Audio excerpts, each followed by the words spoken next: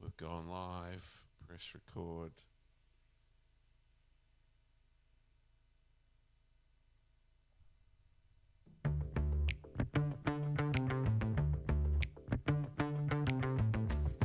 The Real Estate Story with Adrian Butera. Hi, everybody, and once again, I'm excited and delighted to welcome you to the Real Estate Story. Here in my studio, here in my daughter's bedroom in downtown Williamstown, we've got once again an exciting real estate episode here.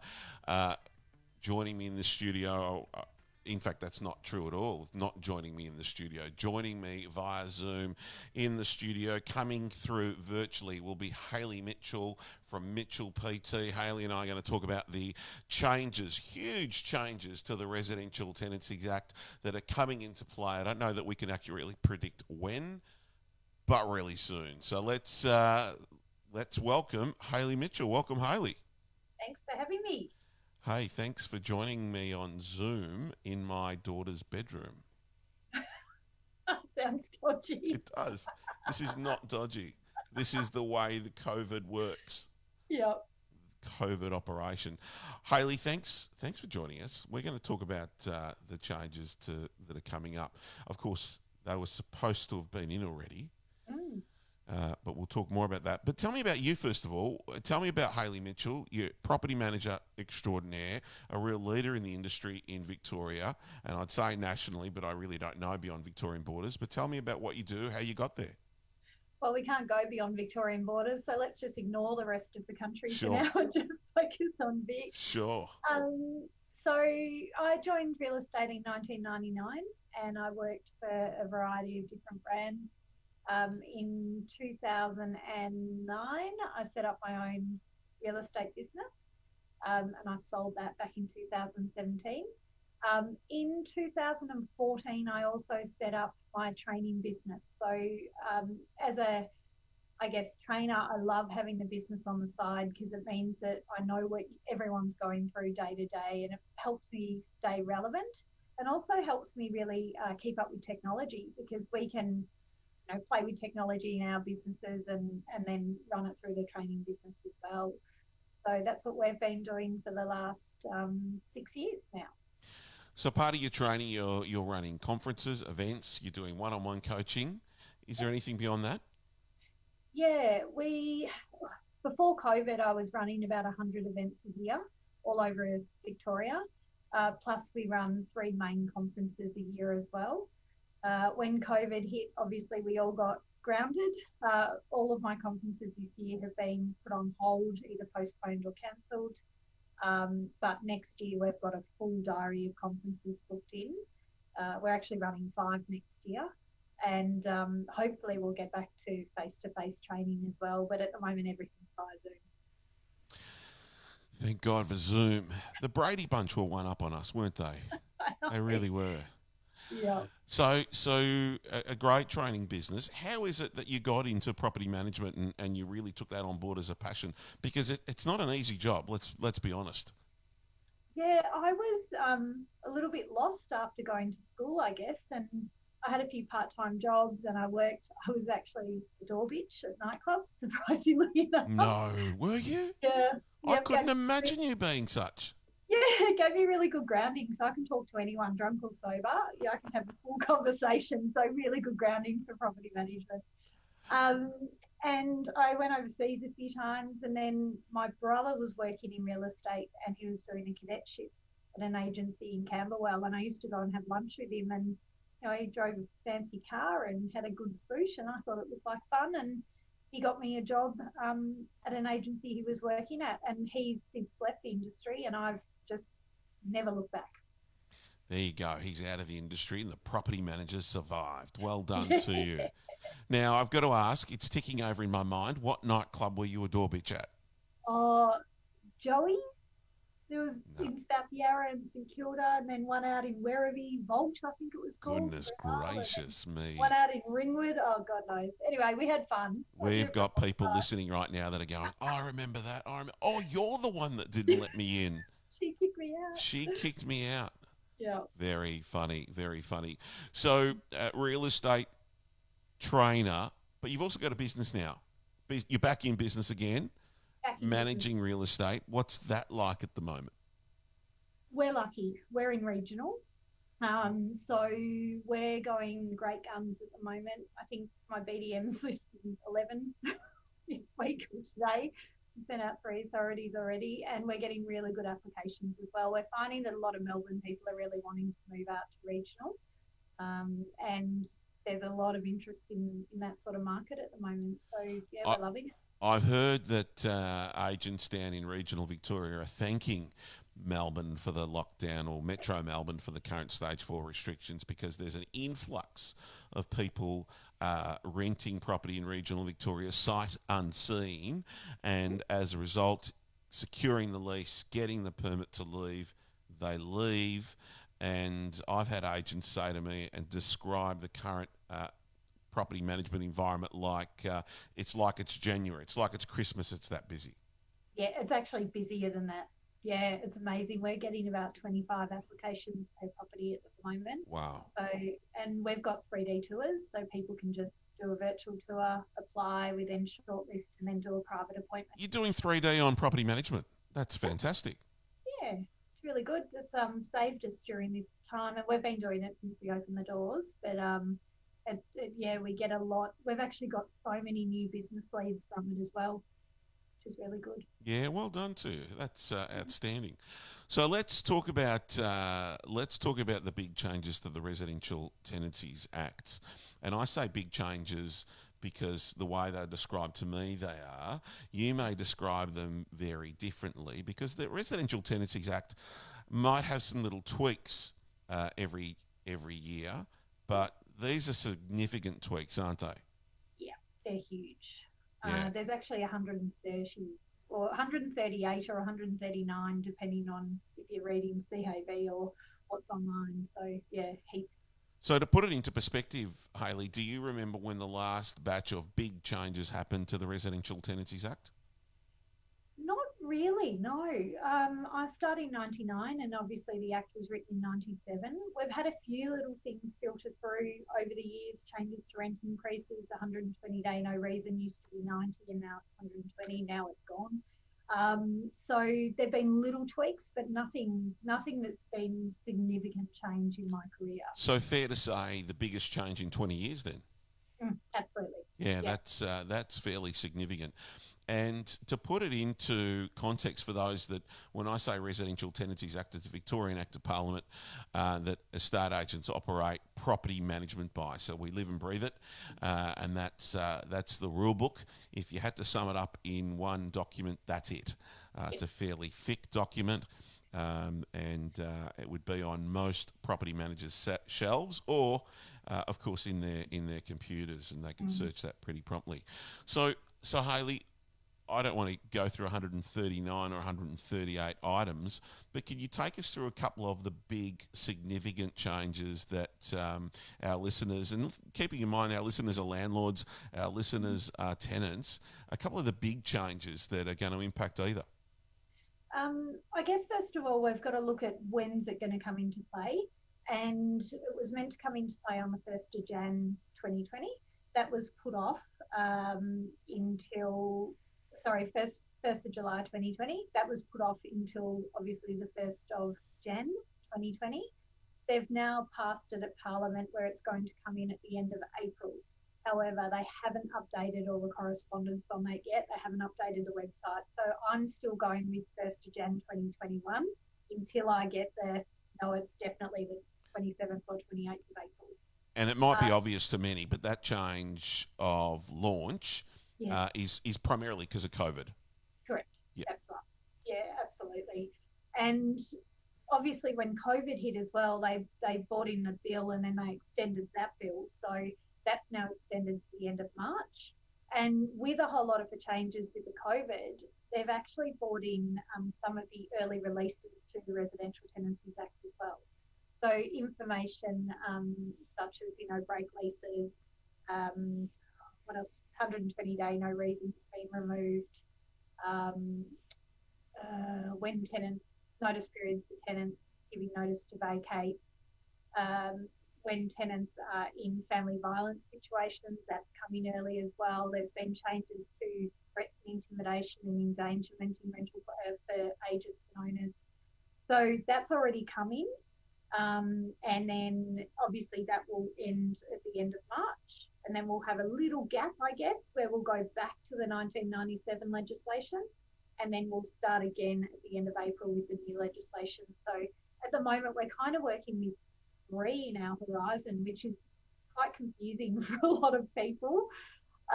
But I find it really challenging because I love legislation. Like for me to sit down and read the act, I love it. That's fun for me. And I understand that I'm not normal in that way. I've got to say that has to be the exception, surely not the norm, in property managers loving the act. Yeah. So COVID's brought in a few of those changes sooner. Yeah. So are you implying that those changes will go and then return again?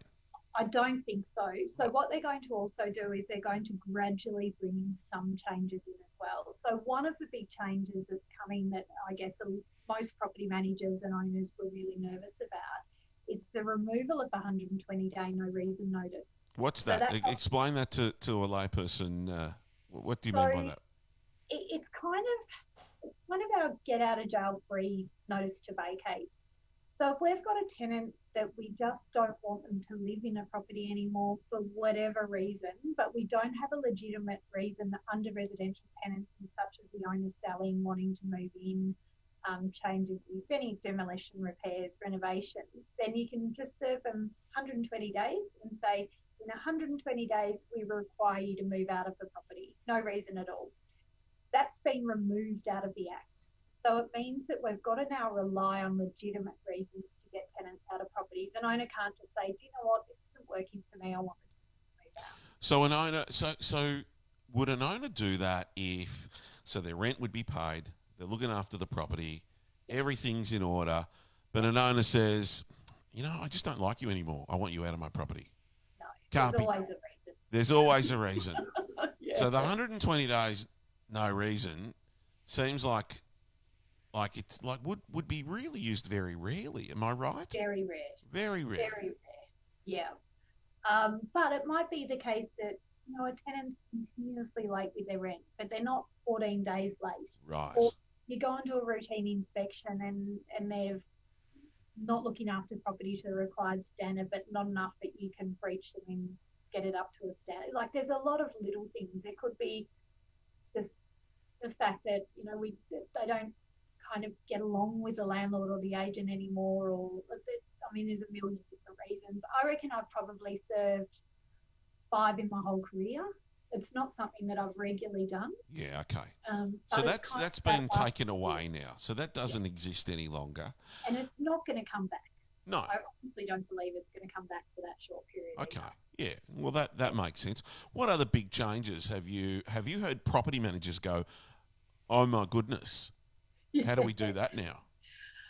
Yeah, mostly owners. So owning the investment property moving forward with the new legislation is going to cost owners more money. And that's just a reality.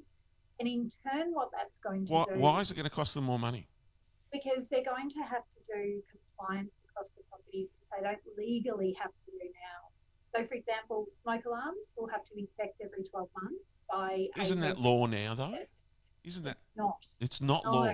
It's a recommendation. Oh. It's not law. Goodness, after 30 years, I'm still learning. I know. It's correct. And that should have been law 20 years ago. Like, yeah. Well, smoke alarms. It's just, it keeps everyone safe. So every 12 months. Now, that's going to cost you about $100. We have to get our gas heaters checked every 2 years, and that will be a legal requirement. Now, at the moment, it's a recommendation under Energy Safe, but it's not a legal requirement. So that will cost you, you know, anywhere between $150 and $300 every 2 years. Yep. We're then going to have to get electrical safety checks done on properties every 2 years, and that's a brand new one. So depending, and I've got no idea how much that will cost, and I guess it depends on the scope of the property as well. And pools obviously have to have their fences checked every 4 years. Either 2 or 4. I don't have any properties in pools, so I haven't looked at that one in detail.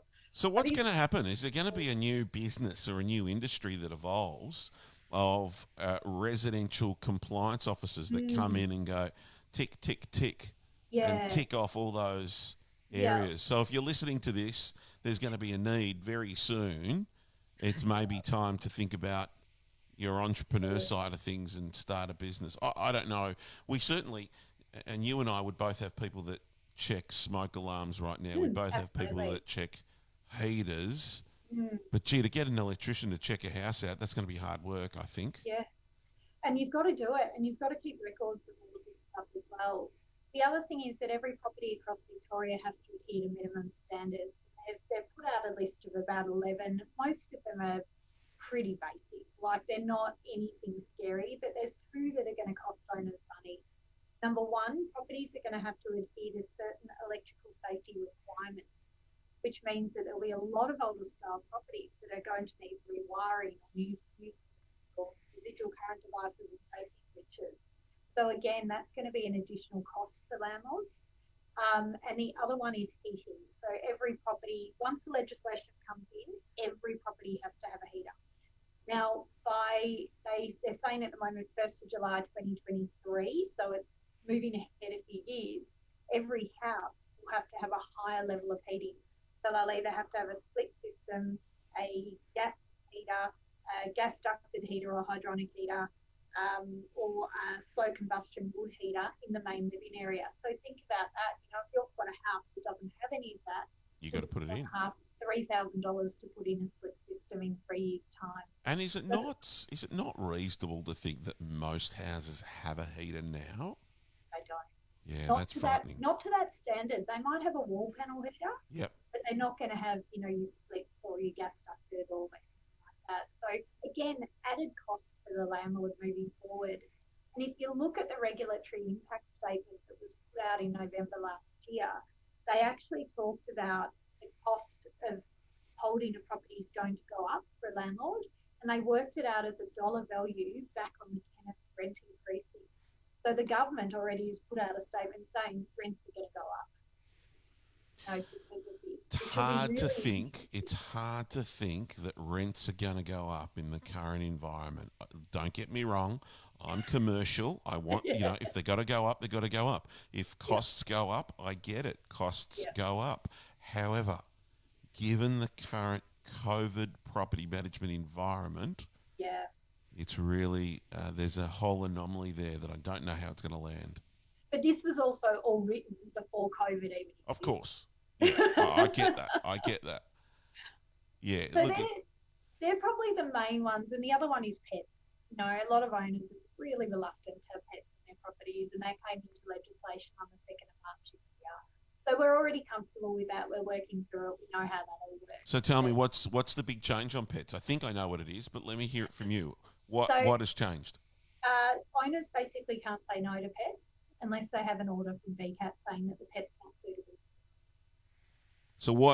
So an owner could go to VCAT, spend some money because you can't go to VCAT for free, get an order to say the Great Dane is not suitable for my one-bedroom apartment. Correct. Yep. Would that be reasonable? That's it. Yeah, I would think so. There's already been 2 cases that have got before VCAT, and the landlords have both lost, and the pets were allowed to stay. So, do you know the detail of those cases? Yep. One was a cat in a one-bedroom apartment. The apartment had no balcony, and it was fairly new, so the owner was really reluctant to have a cat, like cats. Yep. Lost. And the other one was a puppy in an older style house with a big backyard. The owner said he was allergic to pets, and he had a tenant who had pets previously, and there was damage to the property which he couldn't claim at VCAT. And VCAT said that's not grounds to say no to a pet, so the pet was allowed. So a lot of owners sort of thought, I've got allergies, I can't, pets aren't allowed in my property. Not going to work. So really interesting though, unless the property is totally unsuitable for the pet, you're just better to say yes and get it signed off on. Yeah, there you go. So some interesting changes ahead. And might I add, there's some really good changes as well. There's clarity on a lot, which makes a real difference. It allows us as agents better ways to act for our landlords. It allows us to respond a lot clearer to our tenants as well. Hayley, how do you think these changes, these 139 changes, are weighted? Owner or tenant? Careful, because the tenants union is listening. Tenants. Tenants? Yep. Yeah. And the reason why I say that, I think the tenants union also thinks tenant, because when the changes got postponed, they wrote a memo and put on their website saying how disappointed they were with government for postponing the changes, which means that they know it's weighted in the tenants' favour. Otherwise, they wouldn't be pushing to get them through. Yeah. I actually think the legislation's in many ways is going to be 100 times better than what we got now, because at the moment we've got so much grey. We're actually going to have guidelines, fact sheets, black and white that we can work with. And 99% of our tenants and landlords are brilliant. Like, we have no issues. It's just for those little 1%ers that at some situations will be a little trickier. But I think a smart property manager who really knows the act well will be able to negotiate terms a lot better. Yeah, look, I agree, and I have no issue with whatever your answer was, and I had the same feeling. It's weighted towards a tenant, but I want to also agree with your comment that the clarity that's within it, and I'm not suggesting for a moment I've read the Act word for word. I'm sure I did once upon a time, but I certainly haven't read the changes, but I have read the summaries. And what I can say is that the clarity it creates, there's no ambiguity. There's no grey area. It's very black and white with a lot more areas now. There's some that perhaps will continue to be challenged, but really here I think we're in a good place with some new changes that are going to make a difference. Tell me, is there any component in there, or what Act covers off from a digital point of view? Because all our members at the moment, all agents across Victoria, or I should say certainly Metro Melbourne, are transacting via DocuSign, digital signatures. There were requirements once upon a time that tenants needed to sign off and condition reports with a real pen. Do they still need to do that? No. The Electronic Transactions Act will cover that, but they have actually included it in residential tenancies. So, for example, with condition reports, and that's a great example, it actually says in that part of, I think it's section 35, it actually says that a digital signature is allowed on a condition report moving forward. So you're no longer just having to rely on the Electronic Transactions Act, you actually have it written in residential tenancies. Yeah, that's well. great. It felt like for a while there the real estate industry was a bit slow and laggy with digital signatures and electronic transactions, full stop. And I'm really pleased to see that written in now, adopted into real estate legislation, not just the Electronic Transactions Act. Is that what it's called? Yep. Electronic. I've never seen it. It's probably the second or third time I've heard of it, but I've gone with it. It's a good read as well. Oh, is it? You really are a junkie on the acts there, aren't you? They really are a junkie. So landlords, if you're a landlord right now, you're listening to this episode, you said, okay, smoke detectors, I get it. The heaters, I get it. There's been some very unfortunate circumstances where the heaters were faulty and have caused death. So we need to be all over that. We need to be right across that.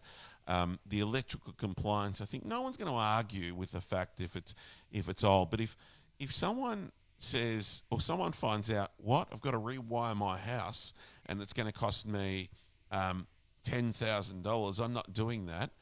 What if that person, I don't know if you've got the answer, what if that person says, no, I'm not doing it? Does that mean they just can't rent it? Yeah. So it's actually a breach, and with that breach comes penalty unit. So, for example, a penalty unit, if you breach that area, is 60 penalty units. One penalty unit is $165.22. So you're looking at just under $10,000 fine if it went to court.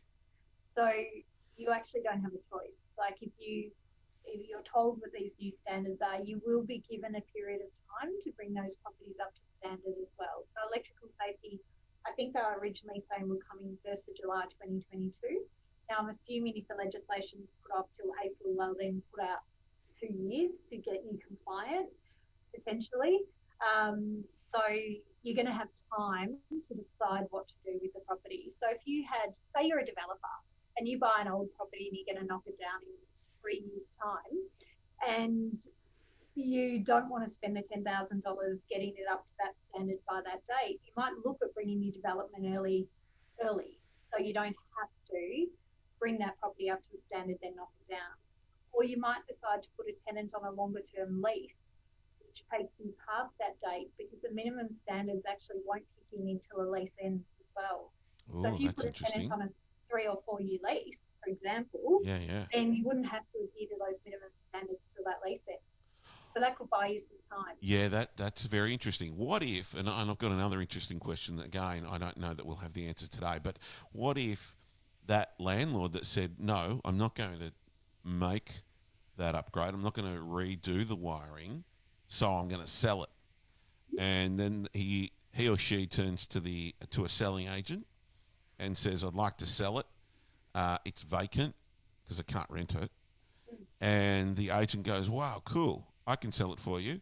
It'd be great for owner occupiers or be great for investment. The agent doesn't know that the property wasn't compliant. There's no requirement through Section 32 for that compliance. No, it's an interesting one. So if the vendor, in this case, the landlord fails to disclose to the selling agent then sells it to an investor. The investor goes to rent it, and the investor finds out actually you got to spend 10 grand on wiring it. Yeah, I wonder how that would play out. I would say it's a buyer's responsibility, not a seller. Yeah, well, I don't know the answer to that Yeah, right and now. I would say if they're doing their building inspections, then they should potentially be picked up in that. Maybe You would think you would think. if everybody's singing from the same hymn book, because a Yeah, building inspector versus a compliance officer, yeah, that could be very interesting. I'm going to put that question to the REIV. that's a great one. Obviously, I've got an interest in both residential property management and residential sales. I'm curious how that would play out because I also have an interest in. I think I'm going to be in business a little bit longer, so that answer is going to need to be formed. When did you say 2023? For electrical safety, at the moment it's 2022, 1st of July, but I expect they'll probably push it out with the delay that we've had. Yeah. All right. Well, I've got a couple of years to find the answer. Yeah. I reckon we'll find it before then, which is really interesting. So, look, I think you've given us a snapshot into some changes, and it's been really good. And I'd say to everybody, each and every person listening, clearly we've only touched the very tip of the iceberg, and there is a lot underneath that you need to drill down on. For all the landlords listening, please go to the Consumer Affairs website. There'll be a huge amount of information there, as well as tenants. You'll find as ample information there to draw upon about these changes that are coming. Whilst we're in the midst of this COVID environment, I want to think beyond COVID right now, and I want to really get everybody thinking. We're going to come out of COVID. What's going to be ahead of us? What's property management? What's investing going to look like? And of course, there is a lot of good still to come. So, Hayley, how's COVID affected your business? You've told me about the positives. I don't want to be the pessimist, but where have the challenges been? For us, we were really ramping up for a really busy year this year, and when COVID hit, we cancelled 5 conferences and about 100 training sessions. So we've managed to stay going using Zoom, but it's a very different type of environment that we're working in. However, our rent roll is benefiting hugely from it. So it's doing really well. Yeah, good work. Yeah, it's interesting, isn't it? You got one up, one down, but it'll be fine. It's a very, very interesting time. I did listen to the Premier's press release and I got a glimpse. It's a very small moment of hope when he said he's going to talk about real estate on Sunday. I could only presume if he's going to talk about us, it's going to be positive. We're going to have everything crossed for our businesses out there. But put our businesses aside, it's for our clients that need to sell, tenants that need to find new rentals, people that need to buy. There's people that just need new shelter. So it's so important. Hayley, thank you so much for joining me on the Real Estate Story today. I sincerely appreciate it. It's been a wonderful insight, and thank you for all the support over the last handful of years with our business as well. We look forward to seeing you soon. Hayley Mitchell, thank you very much. Thank you.